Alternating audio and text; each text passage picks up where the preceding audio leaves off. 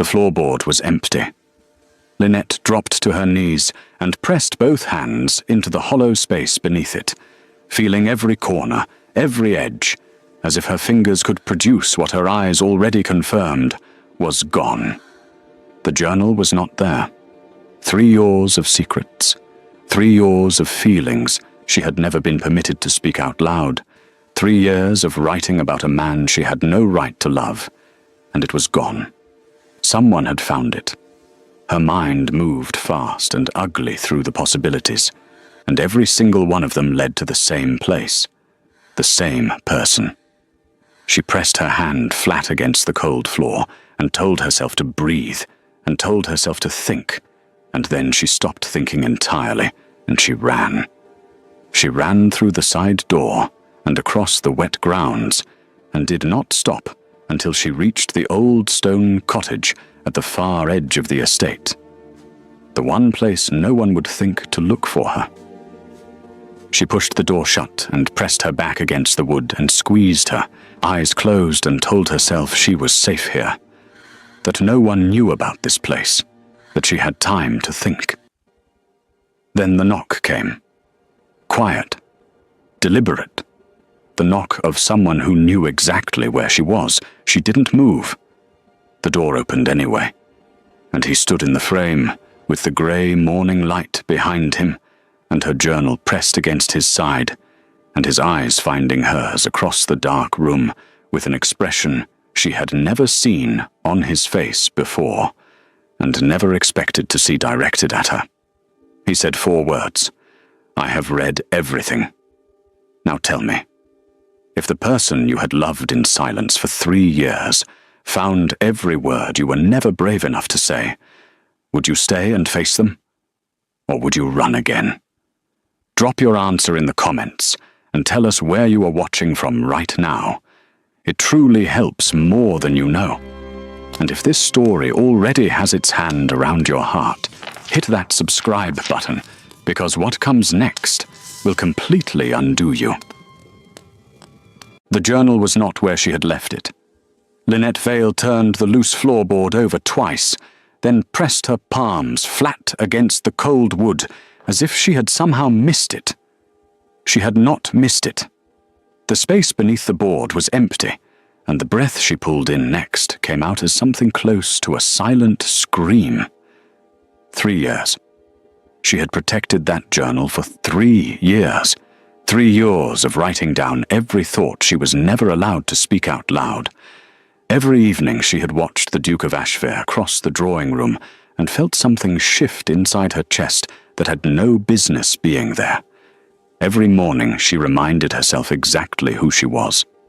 A companion, a paid position, a woman whose feelings were not part of any arrangement.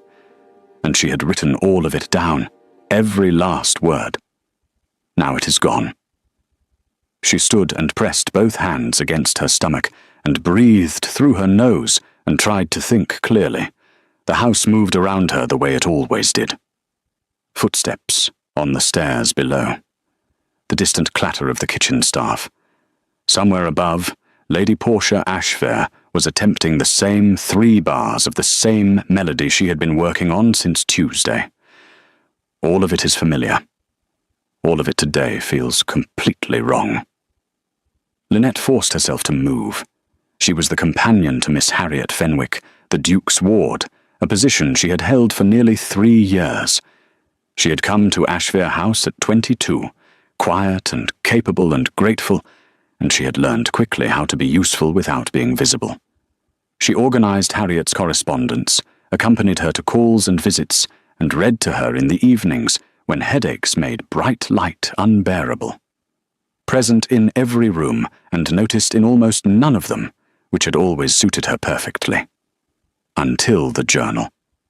She had started writing in it during her 2nd month at Ashfare House, when the loneliness of the position had pressed against her ribs in a way she had not anticipated. She was not unhappy.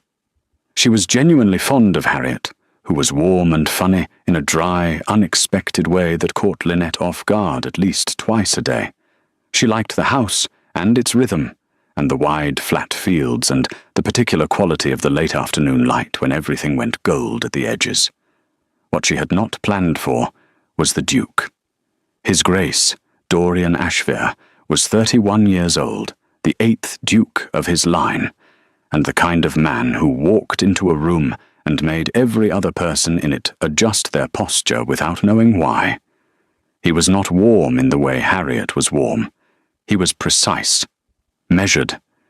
He said exactly what he meant, and listened when others spoke with a quality of attention that felt, when turned on you, like being held very carefully by something very large. Lynette had spent 3 years being almost entirely invisible to him, which was correct and appropriate, and exactly as it should be. She had also spent 3 years writing about him in a small leather journal with a red ribbon tied around the cover, hidden beneath a loose floorboard in the sitting room adjacent to her bedroom, which was neither correct nor appropriate, nor anything close to how it should be. The entries were honest in the way that private things are honest when no one is watching. She had written about the slight tension at the corner of his jaw when a problem had not yet resolved itself. She had written about the evening she had come to the library for a book and found him still there, and they had spoken for 20 minutes about nothing consequential, and she had gone upstairs and lain awake for 2 hours because she could not stop thinking about the way he had smiled at something, she said, just slightly, just at the corner of his mouth. She had written things like, "I am aware that what I feel is not something I am permitted to feel, and I intend to go on feeling it quietly until it stops, which I expect will be any day now." That entry was from 8 months ago. It had not stopped. And now the journal is gone. She spent the better part of the morning searching every room she had access to. She checked the sitting room 3 more times, looked through the corridor cupboards, even searched the morning room and the small parlour on the east side that she used occasionally when Harriet wanted quiet. She found nothing. By early afternoon, her hands were trembling, and her thoughts had narrowed to a single sharp point of panic that she could not reason her way past. She went to check on Harriet at 2:30, and found her resting with a cold compress across her forehead, a headache having arrived with its usual inconvenient timing. Harriet looked up from beneath the compress and said, without preamble, "You look pale." "I am always pale," Lynette said, settling into the chair by the window. "Different kinds of pale. The kind that means something has happened." "Nothing has happened," Lynette said. Harriet looked at her for a long moment with the particular expression she used when deciding whether to press a point or let it go. She let it go, which was somehow worse than pressing would have been. Lynette stayed with Harriet for an hour, and then excused herself, and walked the upper corridor twice more, checking every surface and every shelf with diminishing hope and increasing dread. At 4 o'clock she passed Mr. Crane coming downstairs with the expression he used when a task was slightly outside the usual parameters. "Miss Vale," he said, "His Grace would like a word about the guest arrangements for the weekend, in the East Corridor, when you have a moment." She found the Duke in the East Corridor, standing at the window, with his hands clasped behind his back, looking out at the grey garden. He turned when she approached, and asked about Harriet's requirements for the weekend guests, whether her physician had confirmed attendance at Saturday dinner, whether the south sitting room had been arranged as a quieter retreat. She answered every question steadily and correctly, and he nodded and thanked her and walked back toward the main staircase. He had not been holding the journal. She stood in the corridor after he left, and told herself she was catastrophizing. She told herself it had simply slipped from the board during the week and would be found somewhere sensible. She told herself to go to her room and sit quietly and stop imagining the worst. Instead, she walked to the far end of the corridor, turned down the back staircase, pushed through the side door, and stepped out into the cold grey afternoon. She did not stop walking until she reached the groundskeeper's cottage at the far edge of the estate grounds, a small stone building half hidden by overgrown hedgerow that the current groundskeeper, old Mr. Potts, used only for storing tools since his retirement to the village the previous winter. She had discovered it in her first autumn at Ashvere House on a long, solitary walk, and she had never told anyone about it, and she had never needed it until now. She pushed the door open and stepped inside and pulled it shut behind her and stood in the dim, cold quiet with her back against the wood and her eyes closed and let herself fall apart for exactly the amount of time she could afford, which was not very long. She was still standing there when the knock came. Quiet, deliberate, not the knock of someone who had stumbled across the cottage by accident. She did not move. The door opened anyway.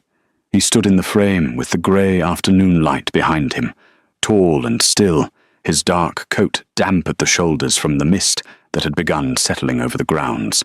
His expression gave nothing away, and pressed flat against his side, held with a care that suggested he had been carrying it close for some time, was a small leather book with a worn red ribbon tied around its cover. Her journal.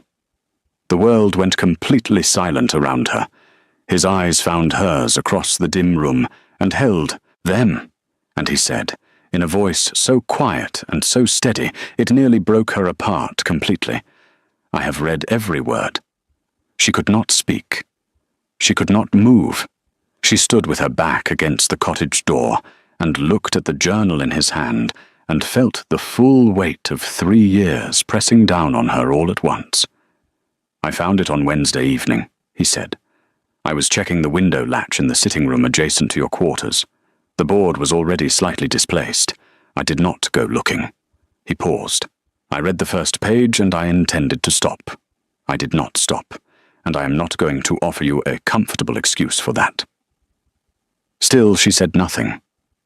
"I came here," he said, "because Mr. Potts mentioned once that you sometimes walked this far on your afternoon walks, and because I needed to speak with you before the weekend guests arrived, and the house became too full for any honest conversation." He held the journal out toward her. "This belongs to you. It has always belonged to you." She crossed the small space between them and took it from his hands, and the moment her fingers closed around the leather cover, something in her chest that had been held at a terrible tension for 2 days released all at once. She looked up at him. He was watching her with that careful, unreadable expression. Except that now, standing this close in the dim cottage light, she could see that it was not entirely unreadable. There was something underneath it she had no word for, something that made her grip the journal tighter. "What do you intend to do?" she asked. Her voice was very small, but it was steady. "Nothing that you do not wish me to do," he said. "But I would like to speak with you, properly. This evening, if you are willing. In the library after dinner, when the house is quiet." He paused. "There are things I should have said a long time ago, and I find I am no longer willing to wait." She looked at him for a long moment. Then she nodded, once. He stepped back from the doorway to let her pass. She walked back toward the house through the cold grey afternoon with the journal pressed against her chest and her heart beating with something that was equal parts terror and something she refused, for now, to name. The guests arrived at 11 o'clock Friday morning in 2 carriages, filling the entrance hall of Ashvere House with bright social energy that the house did not usually contain. Miss Tatum Graves stepped down first, beautiful and aware of it, with copper hair piled high and sharp green eyes that moved through a room like a hand sorting cards, assessing and discarding quickly. She greeted Lady Portia with warmth, and the Duke with a smile that carried an unmistakable question inside it.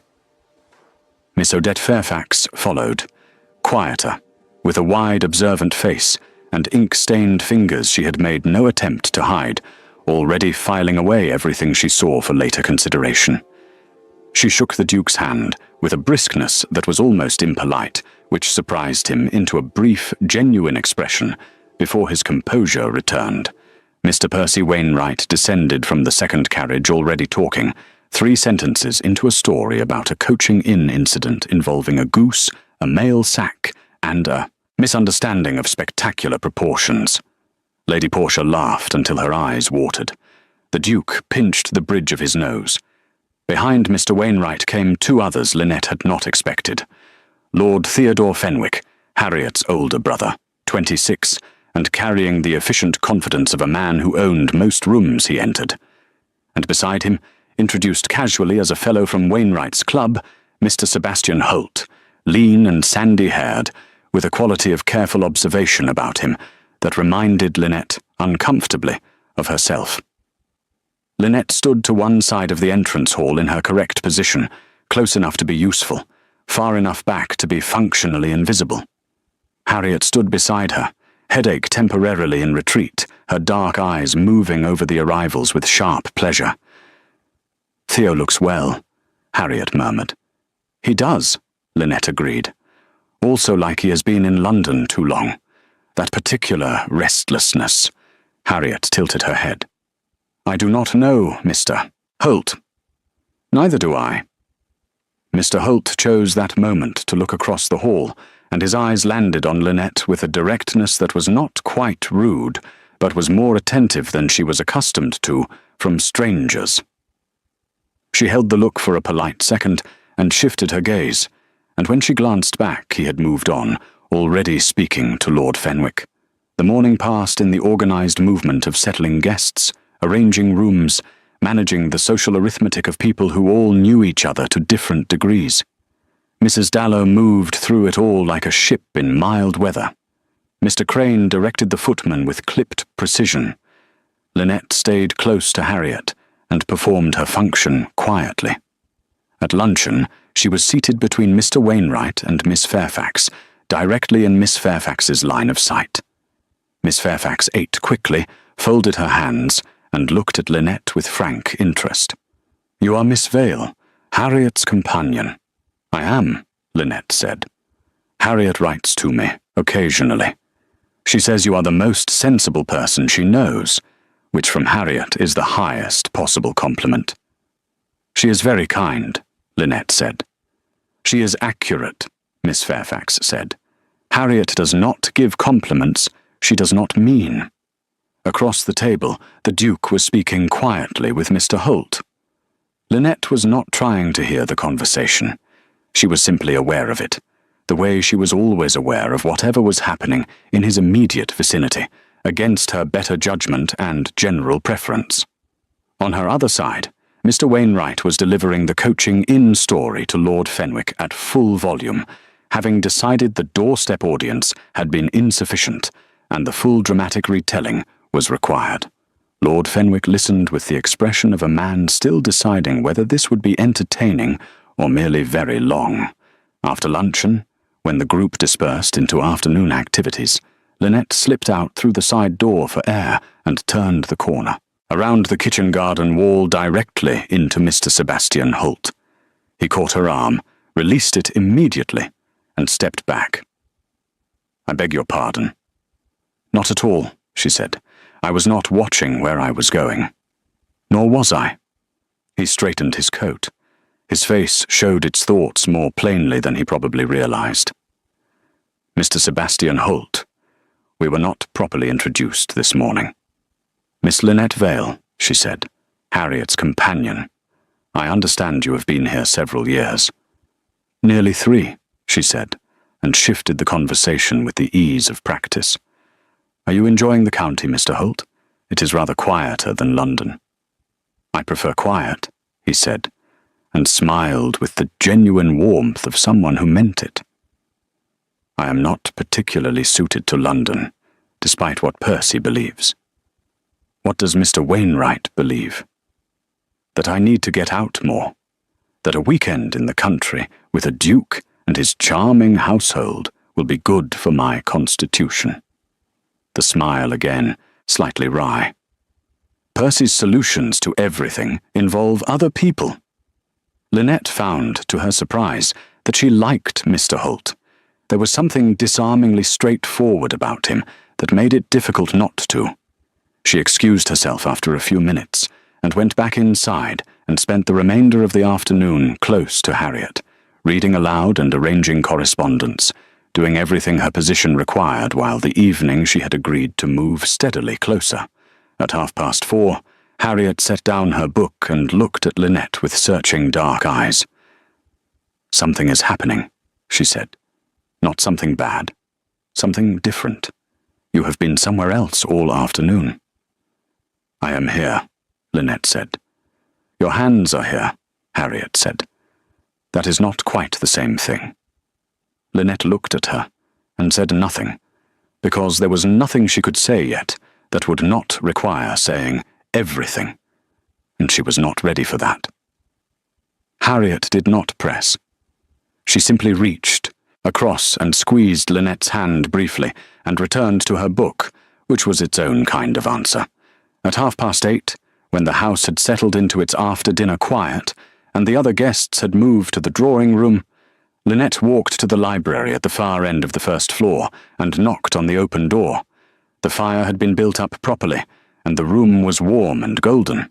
The Duke stood at the far bookshelf, and when she entered, he turned and set down the book in his hands and looked at her with that careful expression that she had spent 3 years reading incorrectly and was only now beginning to understand. "You came," he said. "I said I would," she answered. She stepped fully into the library and closed the door behind her, and whatever had been waiting between them for 3 years finally had nowhere left to hide. He gestured to the chair nearest the fireplace. She sat. He did not sit immediately. He crossed to the desk, picked up something small, and placed it on the table beside her chair. Not the journal this time. A single folded note, blank on the outside, which he had clearly written and reconsidered and chosen not to send. "I wrote that yesterday," he said, "after I found you in the cottage. I intended to have Mr. Crane deliver it this morning, and then decided that what I needed to say could not be managed in a letter." She looked at the folded note and did not touch it. He settled into the chair across from her, leaning forward with his elbows on his knees and his hands loosely clasped. It was not a posture she had ever seen him take. He was always upright, always composed in the vertical sense. This was someone sitting the way you sat when you intended to say something real. "I want to tell you something before anything else," he said. She waited. "When I came to Ashfare House after my father's death, I was not in a state to notice much. The estate, Portia, Harriet, 400 obligations that left no room for anything personal." He paused. "What changed afterward was not sudden.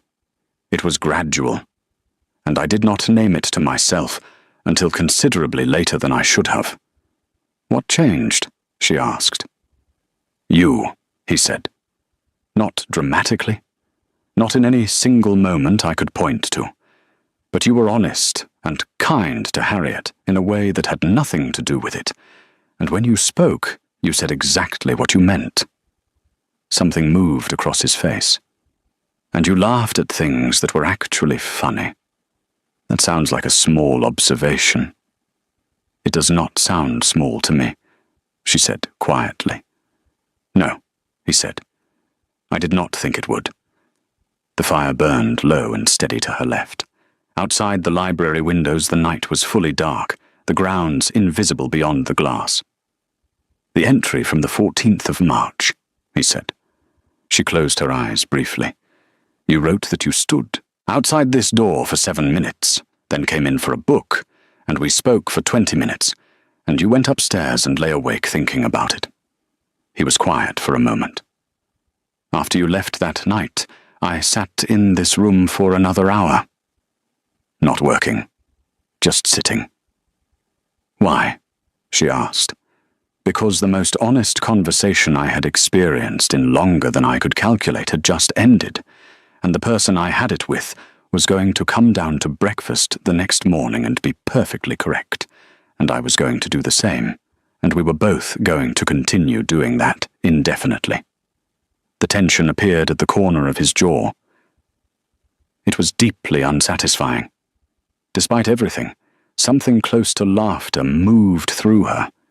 She pressed her lips together. He saw it. "You find this amusing?" "I find it completely impossible," she said. "And also, yes, slightly amusing." "Good. I was hoping you would not simply be terrified." "I am also terrified," she said. "That is fair," he said. "So am I." That settled into the space between them and changed something, the temperature of the room or the weight of the air, in a way neither of them addressed directly, but both of them felt. "There are complications," she said, because she was a practical person, and practical things did not stop existing simply because the impossible was happening in a warm library at night. "Several," he agreed. "I am employed in your household. Harriet depends on me." "And one of your guests." She paused, thinking of Miss Tatum Graves and her assessing green eyes. "Appears to have expectations of a different kind of conversation with you this weekend." "Miss Graves is here because Portia invited her," he said.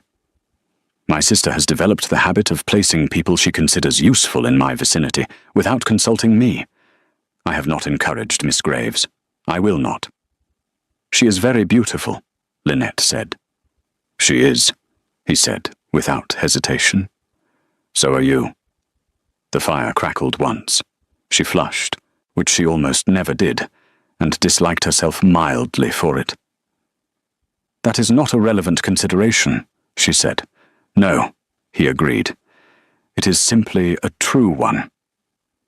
She looked down at her hands in her lap, and thought about every night she had written in that journal, and every morning she had hidden it again, and all the space in between, when she had believed that feeling something privately and keeping it contained were two activities she could maintain permanently separate.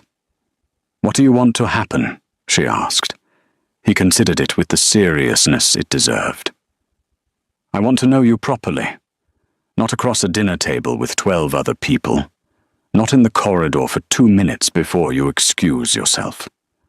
I want to speak with you the way we spoke that night in March, and be able to do it without either of us pretending afterward that nothing shifted. And beyond that, whatever you are willing to give," he said. "Nothing more than that until you are ready." It was so precisely right that she nearly told him so, and then kept it to herself, and stored it in the place where she kept everything about him. She was not yet prepared to release.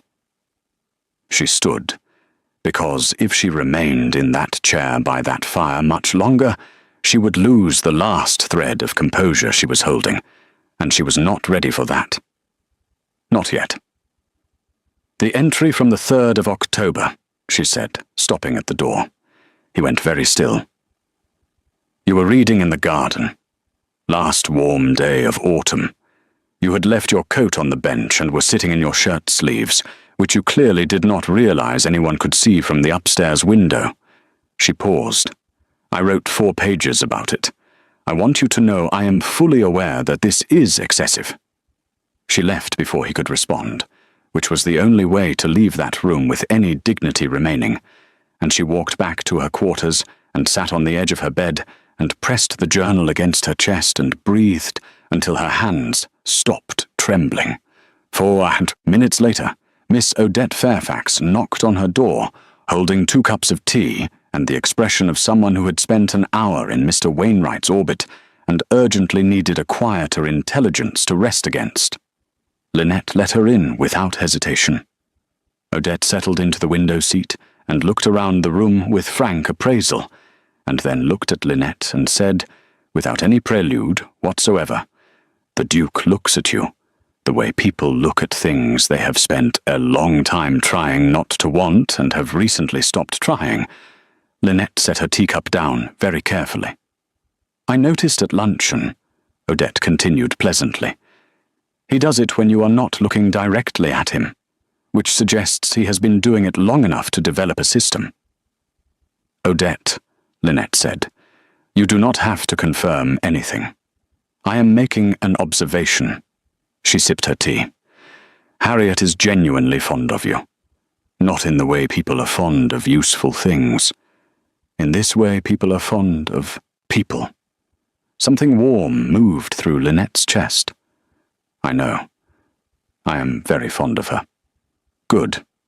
Then you should know that Lord Fenwick sent her a letter this afternoon about a man in Edinburgh he has decided she ought to consider for marriage, while staying in the same house, while she is sitting 20 feet down the corridor." Lynette was already standing. She thanked Odette, left her installed comfortably in the window seat, and went directly to Harriet's room.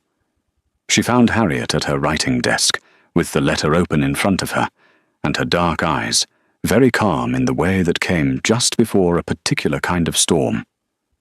"He sent it to my room," Harriet said. "A letter. About a man I have never met, while he is 20 feet away." "What does the Duke know?" Lynette asked. "I have no idea," Harriet said, "but I intend to find out."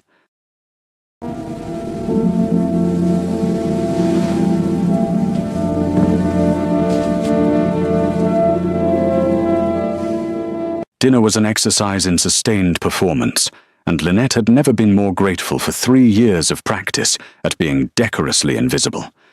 The dining room looked well. Tall silver candlesticks softened every face in the room. The food came out in correct order, with the efficiency Mr. Crane demanded on formal occasions. Externally, everything was fine. Internally, the room carried 4 separate private storms that none of the people inside them were acknowledging out loud. Lord Theodore Fenwick ate with the composed appetite of a man who believed he had done a practical and generous thing, and was waiting for the people around him to recognize it. He spoke easily with Mr. Wainwright and Lady Portia, and gave no indication whatsoever that his sister had spent the afternoon in cold fury over a letter he had sent 20 feet down a corridor. Harriet sat between Mr. Holt and Miss Graves, and was magnificent, warm, attentive, genuinely funny. She drew Mr. Holt into a conversation about his translation work and watched him light up discussing it, his carefully guarded face becoming something considerably more open. She laughed at Miss Graves's London observations with what appeared to be real amusement. She ate well and gave no external sign of what was burning quietly underneath all of it. Lynette watched her and felt a fierce and complicated pride. The Duke managed the table the way he managed everything, with quiet authority that looked effortless and almost certainly was not. He directed conversation, smoothed pauses, gave each person at least one moment of feeling genuinely heard. He had not looked directly at Lynette since the meal began. She was aware of this with a precision that embarrassed her. She sat between Mr. Wainwright and Mr. Arthur Bligh, Lady Portia's young cousin, who had arrived that afternoon with almost no luggage, and the easy cheerfulness of someone who found most topics equally agreeable. He was pleasant company. Mr. Wainwright was in excellent form, recounting a London theatrical disaster involving collapsing stage machinery and a painted cloud descending onto a tenor at the worst possible dramatic moment. Lady Portia laughed until her eyes watered. Even Lord Fenwick had a reluctant smile working at his mouth. Lynette smiled at the correct moments and answered Mr. Bligh's easy questions about the county, and all the while remained acutely and unhelpfully aware of the man at the head of the table, the memory of the library and the firelight, and his voice saying, "So are you sitting just beneath the surface of everything she did?" Toward the end of the fish course, Lord Fenwick set his fork down and said, in the deliberate tone of a man transitioning to business, "Dorian, I wanted to raise a matter this evening, if the company permits." The table quieted. The Duke looked at him steadily. "Of course." "It concerns Harriet. I have been in correspondence with a Mr. Graham Aldwell of Edinburgh, a man of good standing and serious character, who has expressed a genuine interest in making her acquaintance with a view to a formal connection. I believe it merits serious consideration." Harriet placed her wine glass down with a precision that meant she was holding something very tightly inside herself. "This is the first I am hearing of it," the Duke said. "I wanted your view before raising it formally. You are her guardian." "It would seem equally important," said the Duke, "to raise it with Harriet." Lord Fenwick looked at his sister with the fond impatience of a man who believed he was being generous and helpful. "Harriet, I want only what is best for you." "I know," Harriet said, "perfectly level. Not a single crack in the surface." "I would appreciate the opportunity to decide what that is for myself, rather than receiving a letter about it while you are under the same roof." A small, charged silence moved around the table. Mr. Wainwright looked at his plate. Miss Graves examined her wine glass with sudden, great interest. Mr. Holt kept his eyes on Harriet with quiet, steady attention that was not intrusive, but was unmistakably present. "This is a conversation better suited to a private moment," the Duke said, with a finality that closed the subject without drama or heat. Lord Fenwick accepted it with a short nod. The table breathed again, and Mr. Wainwright began a new story about a horse auction in Newmarket that restored the surface warmth within 3 minutes. But Lynette had seen the Duke's face the moment before he redirected the conversation. What she had seen there was not neutral. It was something that looked very much like protectiveness, quiet and certain, and entirely without performance. After dinner, the women moved to the drawing room. Harriet sat beside Lynette on the settee near the window and said nothing for several minutes. Lady Portia played the piano with slightly more success than usual. Miss Graves complimented the room's furnishings with polished warmth. Odette sat in the far corner with a book she was not really reading, observing everything with her usual undisturbed attention. "He means well," Harriet said finally, very quietly. "I know," Lynette said. "That almost makes it worse." "Yes," Lynette agreed. "It does." Harriet turned and looked at her, and something in her expression shifted, the storm moving back and something more searching taking its place. "You are different tonight," she said. "Not worse, just different. Like something has changed, and you have not decided yet what to do with it." Lynette looked at the fire and said nothing. Harriet didn't press. She simply stayed close, their shoulders nearly touching, which was its own kind of answer and its own kind of comfort. The men returned at 9:30. The room rearranged into smaller conversations. Mr. Wainwright claimed Lady Portia for cards and recruited Mr. Bligh with cheerful insistence. Miss Graves positioned herself near the fireplace where the light was most favourable and began a careful conversation with Lord Fenwick that had the energy of two people quietly assessing each other. Odette moved to the bookshelf and began actually reading something she pulled from the third shelf. Mr. Holt crossed the room and sat in the chair nearest Harriet and said something quiet that made her laugh genuinely for the first time all evening. Lynette noted this with the practical part of her mind that was always monitoring Harriet's well-being and filed it as something worth remembering. The Duke came to stand near the window where she was sitting. He did not sit. He simply stood beside her, looking out at the dark garden, hands clasped behind his back in the posture he used when he was thinking. He said nothing to her directly. The room was too full and too watchful for that. But he had chosen to stand here, and not anywhere else, in a room full of other places to stand. And that choice said something all on its own. After a moment, he said, quietly enough, that only she could hear, "Are you well?" "Yes," she said. "And Harriet?" "She will be," Lynette said. "She is stronger than anyone in this room gives her credit for." A pause. Then, "I intend to speak with Fenwick privately tomorrow. The Edinburgh matter will not go further without Harriet's full and willing participation. I want you to know that." She looked up at him. He was still facing the window, still composed, still giving the room the performance of a man standing quietly thinking about nothing particular. But his jaw was set in the way it set when something had been decided and wouldn't be undecided. "Thank you," she said quietly. He gave the smallest nod, remained at the window for 3 more minutes, and then moved away to speak with Lord Fenwick across the room. Lynette exhaled slowly and looked down at her hands, and tried to remember how to simply sit in a chair like a person who was not quietly coming undone, from the far corner of the room, without looking up from her book. Odette Fairfax smiled. Saturday morning arrived sharp and cold, the kind of light that stripped everything back to its honest form. No softness, no flattering shadows, just clear winter air and the particular silence of a house that had not yet fully woken. Lynette was dressed and moving before 6 o'clock. She had not slept well. Not badly, either. She had lain in the dark with her eyes open, and her thoughts arranged and rearranged themselves like furniture being moved in a room that was not quite the right size for any configuration. The library, the firelight. His voice says, "So are you," with that complete and devastating simplicity. The way he had stood at the window during the drawing room and chosen her corner of it without making a single obvious thing of the choice. She had written 3 words in the journal before she slept. I stood still.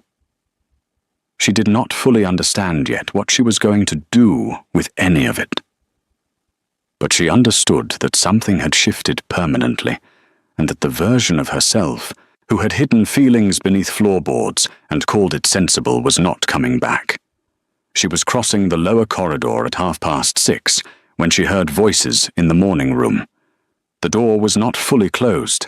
She took 1 step past it and stopped. Lord Fenwick and the Duke. She is 20 years old, Dorian. Lord Fenwick's voice carried the particular patience of a man who believed he was being reasonable. She needs direction. Aldwell is a stable, serious, excellent family.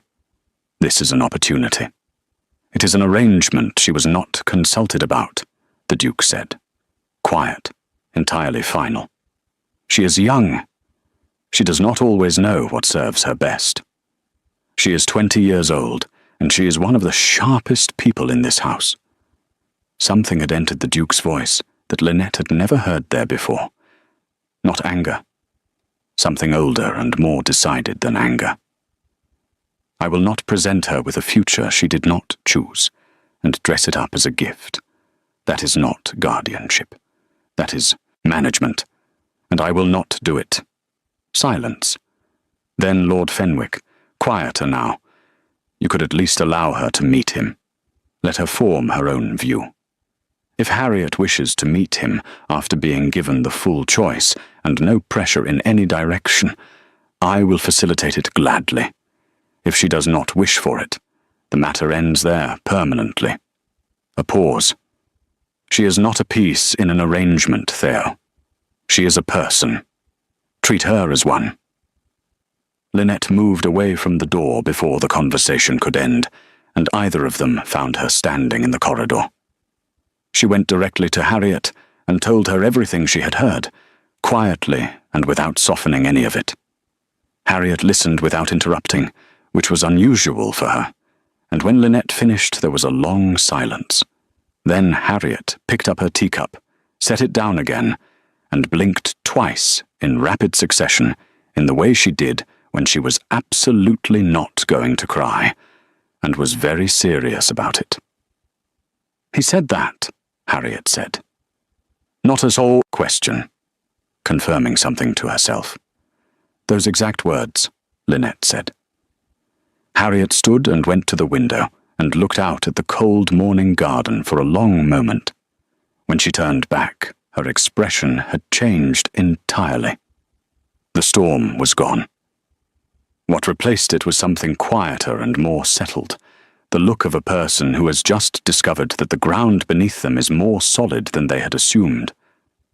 "I owe him an apology," she said. "I was so angry yesterday, I assumed he knew and had done nothing.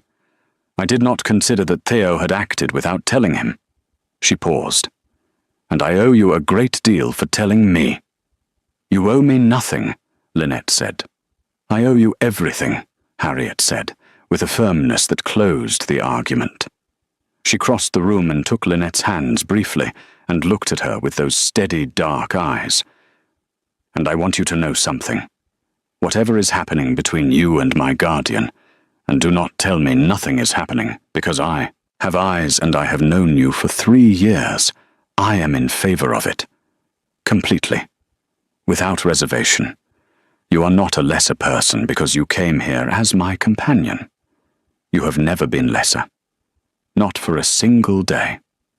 The warmth that moved through Lynette at those words was almost too large to hold quietly. She pressed Harriet's hands and said nothing because there was nothing adequate to say, and Harriet understood this perfectly and released her and became brisk in the way she did after emotional moments, moving toward her wardrobe and announcing that she intended to speak to her brother before the morning walk, and that she would need her green wool walking dress and her composure in equal measure. The morning walk to the Folly assembled at 10:30 with the disorganized energy of 8 people attempting to leave a house simultaneously. Mr. Wainwright was already narrating before he reached the front steps. Mr. Bligh forgot his gloves twice. Miss Graves appeared in a perfectly arranged cream-walking ensemble that made Lady Portia narrow her eyes with the involuntary competitiveness of someone who had underestimated the morning.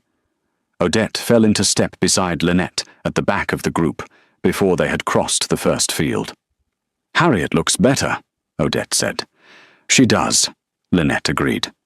"And you look like someone who has made a decision and has not yet told anyone about it.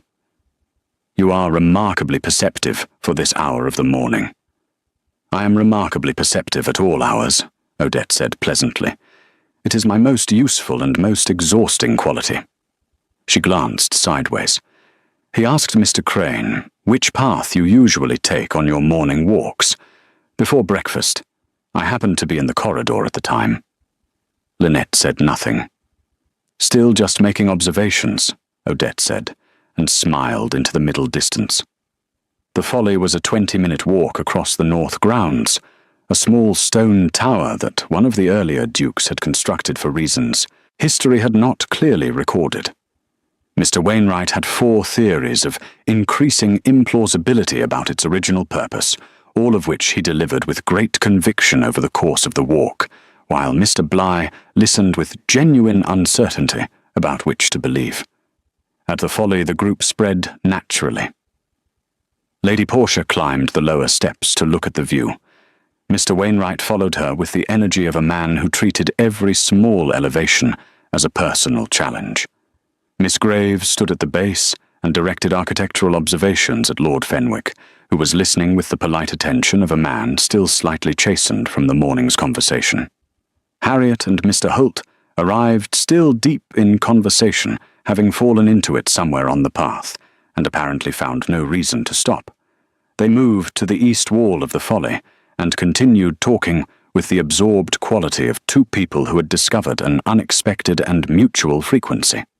Lynette stood apart from the group and looked out at the bare winter fields stretching beyond the estate grounds, and let herself simply be still for a moment. "The third theory," said the Duke, arriving beside her with the quiet step she had always been attuned to, "is that the Folly was built as a retreat. Somewhere outside the main house, where a person could think without being responsible for everything inside it." She looked at the small stone tower. "That is Mr. Wainwright's third theory." "No, that one is mine." He stood with his hands in his coat pockets, looking at the fields. "My father used to walk out here. I came with him once at about 12 years old. He did not say anything the entire walk. We stood here for a while and went back. At the time, I thought he was being strange. I understand it considerably better now." She thought about a 12-year-old version of this man, walking silently across these same cold fields, learning without knowing he was learning something about the weight of responsibility and the necessity of occasionally stepping outside it. "I heard you this morning," she said, "with Lord Fenwick. I want to be transparent about that. And I want you to know that I told Harriet what was said." He was quiet for a moment. "Good. She should have known immediately. I should have gone to her last night. You could not have known what Theo had already sent to her room. No, he said. But I could have asked. He exhaled slowly, a small visible breath in the cold air. Then he turned and looked at her directly, which he had not done yet today, and what was in his face when he did it was completely unguarded in a way that the Duke of Ashvere's face almost never was. "Are we all right?" he asked. After last night, the question was so simple and so honest, it caught her completely off guard. "Yes," she said. "We are." Something in him settled visibly at that, a small but real release of something held, and she filed it in the same place she kept everything about. Him, except that the place was no longer hidden under a floorboard. It was simply hers, sitting in plain sight inside her chest. Miss Graves was watching from the folly steps with an expression that was thoughtful and not particularly warm. Lynette saw it and did not move away. She stood where she was and let herself be seen standing there. On the walk back, something shifted in the texture of the group. Mr. Wainwright had temporarily exhausted himself and settled into companionable quiet with Lady Portia. Lord Fenwick walked beside Harriet, and whatever Harriet was saying to him was measured and clear, and made him listen in a way he hadn't listened yesterday. Odette walked with Mr. Bligh, who was nodding with the earnest attentiveness of someone receiving information he had not known he needed. Mr. Holt fell back until he was walking near Lynette, slightly apart from the rest, and said quietly, "She is remarkable." Lynette did not need to ask who he meant. "She is," she agreed. Said nothing more, but the way he said those two words, with that careful, contained quality, told her everything about the state of Mr. Sebastian Holt that she needed to know. That evening after dinner, when the drawing-room had settled into its smaller conversations, and the fire had burned down to a deep, steady glow, something happened that nobody had anticipated. Miss Graves set down her wine glass, looked across the room at the Duke with her sharp green eyes, and said, clearly enough for the nearest people to hear, "Your Grace, I wonder if I might speak plainly." The room did not go entirely silent, but it thinned, the way rooms do when something real is about to be said inside them. The Duke looked at her with his steady, unreadable expression. "Of course. I came here this weekend with a particular expectation," Miss Graves said.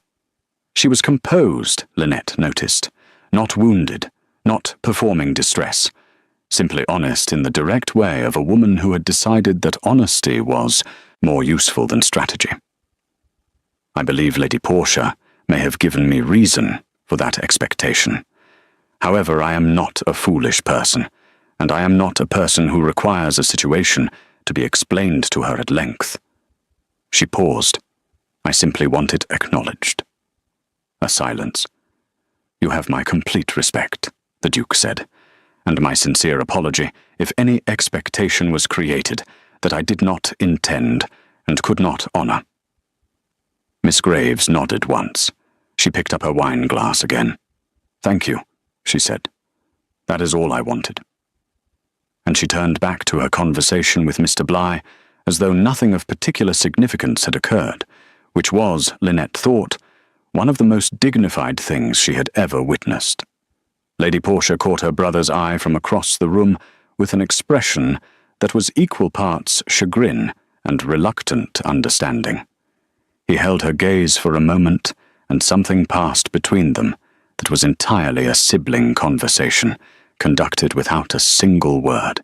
Later, when the guests began drifting toward bed and the room was thinning out, Harriet paused beside Lynette on her way to the door and said, very quietly, "Miss Graves just did something genuinely graceful. I want you to notice that." "I noticed," Lynette said. "Good." Harriet squeezed her hand. "Now go to sleep.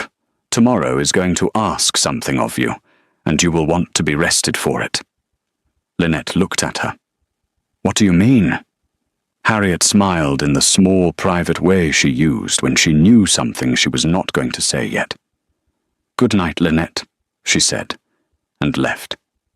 Lynette sat alone in the thinning drawing room for a while after everyone had gone, the fire low and the candles burning their last inch, and she opened her journal on her knee and looked at the 3 words she had written the night before.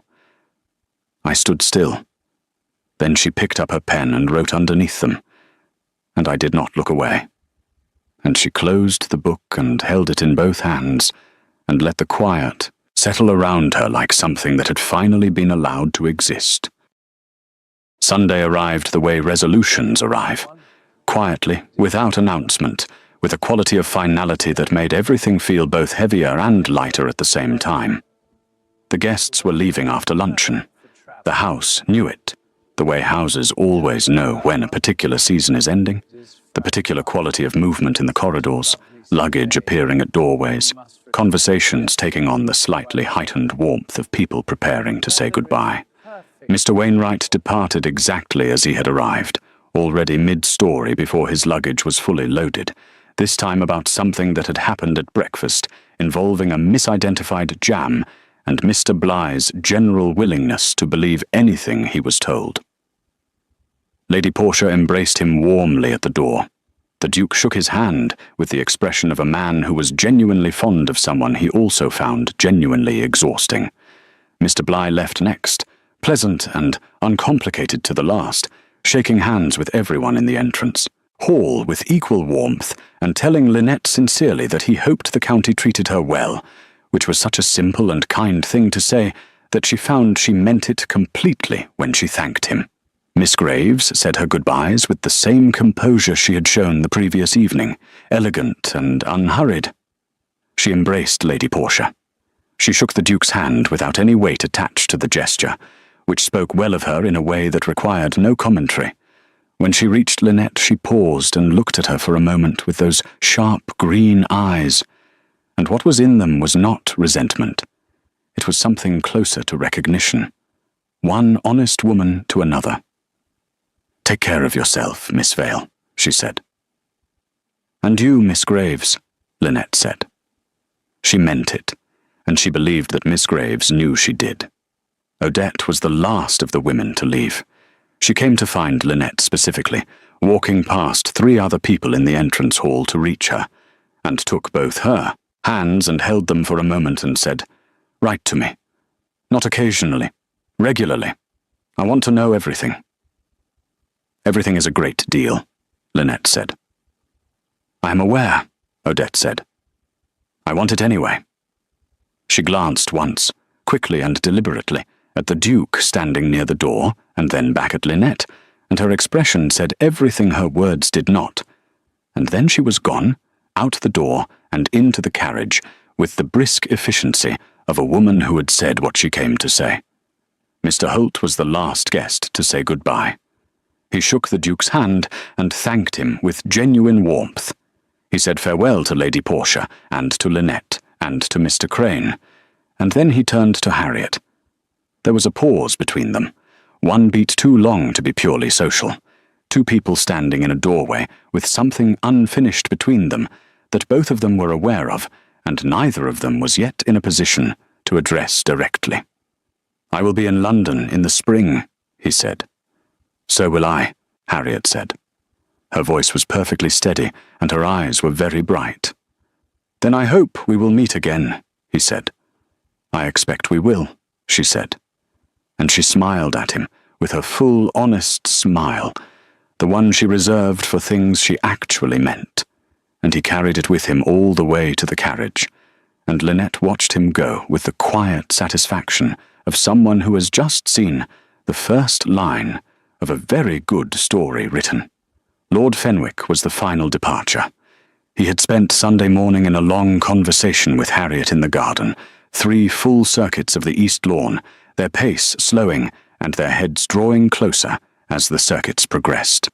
When they came inside, neither of them spoke about what had been said, but Harriet's face had lost its held quality entirely, and Lord Fenwick was carrying himself with a slightly less certain authority than usual, which Lynette thought was genuinely good for him. At the door, he shook the Duke's hand and looked at his sister, and said simply, "I hear you, Harriet." "I should have listened sooner." Harriet kissed his cheek. "Yes," she said, "you should have. But you are listening now, which counts for something." He smiled at that, the genuine, unguarded version, which made him look considerably more like his sister than he usually did, and then he was in the carriage and gone. When the last carriage disappeared down the drive, the house exhaled. The kind of deep, real exhale that only comes when a particular sustained effort has finally concluded. Mrs. Dallow moved through the rooms, directing the restoration of order, with her usual quiet authority. Mr. Crane supervised the clearing of the dining room with the satisfaction of a man whose household had performed flawlessly under pressure, and knew it. The footman moved quickly and efficiently, and the house began, room by room, to return to itself. Harriet found Lynette in the upstairs sitting room at 4 o'clock and dropped into the armchair across from her, and said, "I like Mr. Holt." "I know," Lynette said. "He listens properly. Not the way people listen when they are waiting for their turn." "Actually?" She pulled her feet up onto the chair in a way Mrs. Dallow would have corrected. "I also think Odette Fairfax is one of the finest people I have ever known, and I intend to write to her twice a week until she tells me to stop, which I suspect she never will." "I suspect not," Lynette agreed. Harriet looked at her then, with the full searching look she reserved for things that mattered. "He is going to speak to you today," she said. "Properly. Finally. The way he should have spoken months ago, possibly years ago, but did not because he is extremely capable at everything except saying the true thing to the person he most needs to say it to." She paused. "When he does, I want you to let yourself receive it. Do not make yourself smaller than you are to make it easier for anyone else, not even him." Lynette looked at her. "Harriet." "I mean every word of it," Harriet said, with a firmness that was also love. "You have spent 3 years making yourself small in this house, and I have watched it and said nothing because it was not my place, and because you seemed content. But I know now that content and happiness are not the same thing, and I want you to be happy." She stood and smoothed her skirt, and became immediately brisk. "I am going to have a headache tomorrow. I can feel it forming. I am going to bed early tonight. Do not let anyone disturb me for anything short of a structural emergency." She left with a decisive click of the door. Lynette sat in the quiet room for a long time after she had gone. The late afternoon light came through the window at a low angle, warming the floor in a long, narrow stripe that moved slowly across the carpet as the sun shifted. She thought about 3 years of this house, the floorboard, the journal.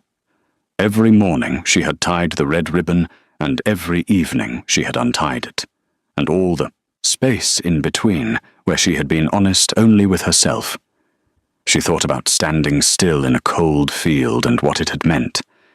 She thought about Harriet's words, "Do not make yourself smaller than you are," and felt them settle somewhere deep and permanent. She was still sitting with all of it when Mr. Crane appeared in the doorway, with his 15 years of professional composure arranged perfectly on his face, and said, "His Grace asks if you might join him in the library at your convenience, Miss Vale." She looked at Mr. Crane for a moment. He looked back at her with the practiced neutrality of a man who saw everything and commented on nothing, and in whose expression she could none the less detect, if she looked carefully, the faintest quality of something that was not quite approval, but was not far from it. "Thank you, Mr. Crane," she said. "I will go now." The library was warm. The fire had been built up properly, the curtains drawn against the early dark, the room holding its heat and golden light in a way that made it feel complete and self-contained, a world with its own weather. The Duke was standing at the far end of the room when she entered, not at the bookshelf this time, not at the window, simply standing in the middle of the room, facing the door, as though he had been waiting and had not wanted to pretend otherwise. She came fully into the room. She did not grip the door frame. She let the door close behind her, and she looked at him across the warm, golden space, and she waited. "I have been thinking," he said, "about how to say this without getting in my own way." "You could simply say it," she offered. Something warm and real crossed his face. "Yes."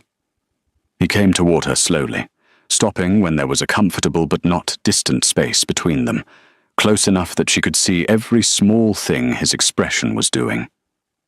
"I have responsibilities that do not diminish, obligations that are permanent. A family that requires consistent attention, and a household that depends on my judgment. I say this not as a warning, but as a truth I want you to hold fully before you consider anything at all." "I have lived inside all of those things for 3 years," she said.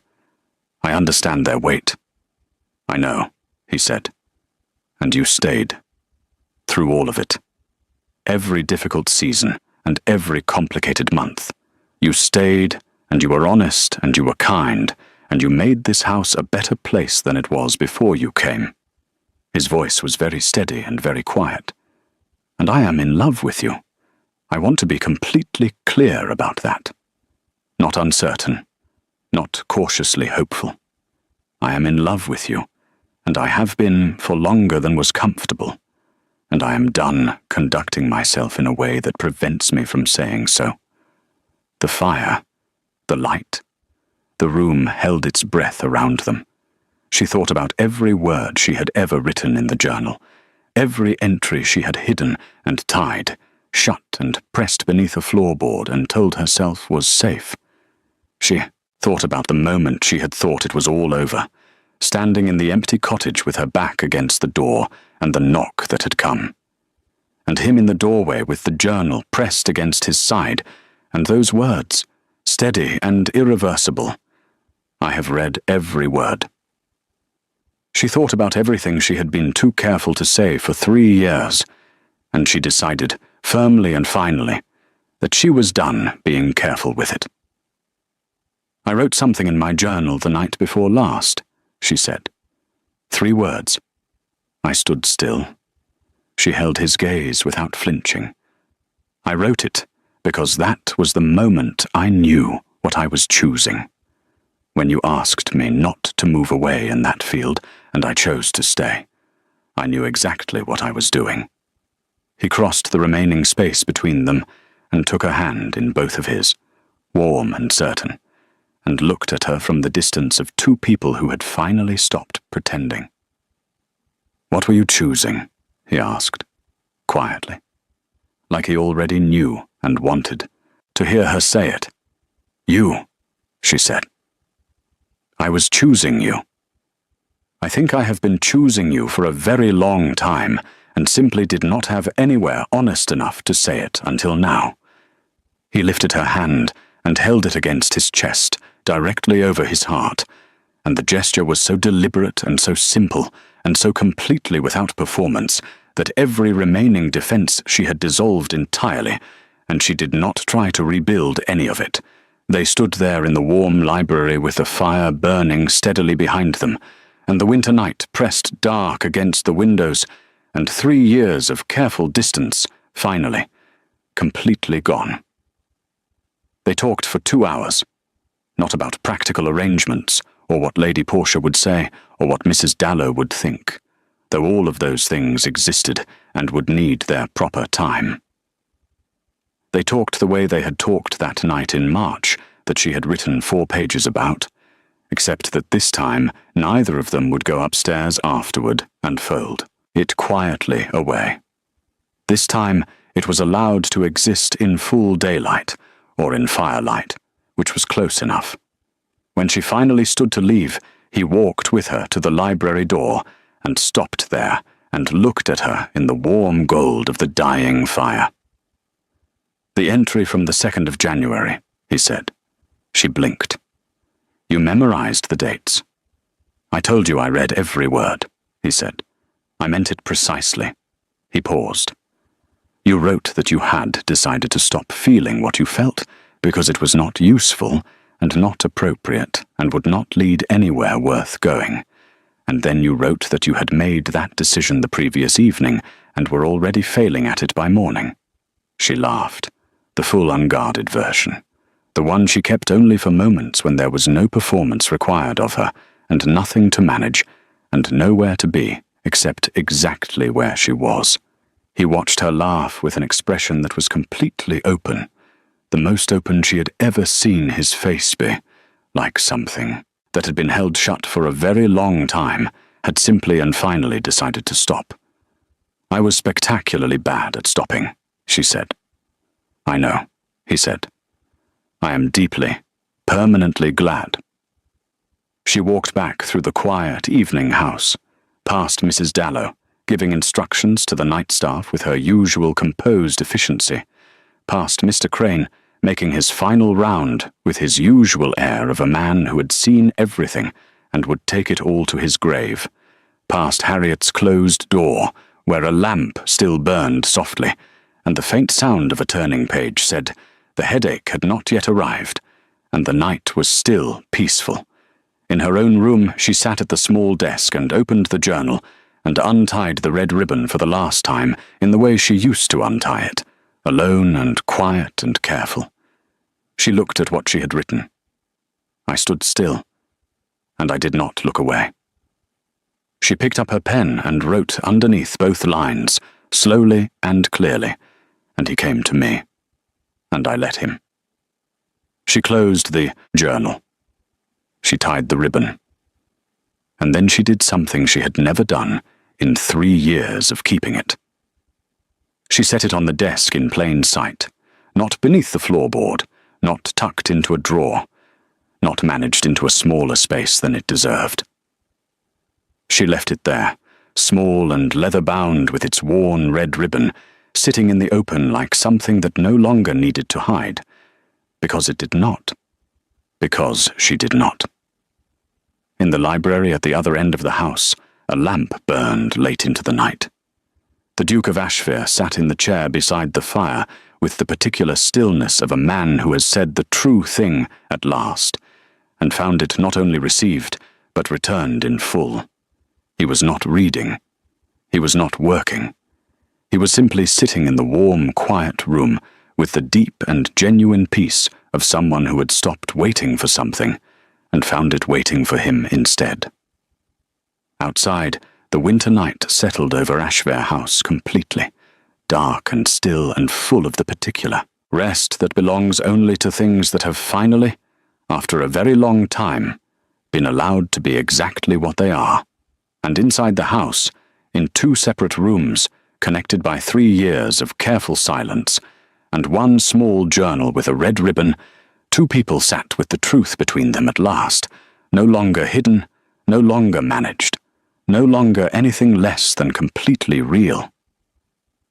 If this story reached something in you, you already know what to do. Drop a comment and tell us where you are watching from. It helps more than you will ever know. And if you are not yet subscribed, now is exactly the right time, because the next story is already waiting, and it deserves to find you here.